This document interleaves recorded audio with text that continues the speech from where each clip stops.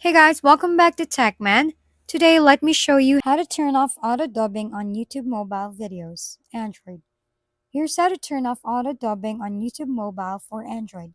If you're seeing videos automatically dub into another language, don't worry, it's easy to fix. First, open the YouTube app and tap your profile icon in the top right corner. From there, go to Settings, then open Video and Audio Preferences. Next, head to Captions and make sure the Show Captions option is turned off. This prevents YouTube from automatically enabling dubbed or translated captions. If you want to double check, open any random video, tap the three dots or settings icon on the video player, select captions. You'll see options like English, auto generated, or auto translate.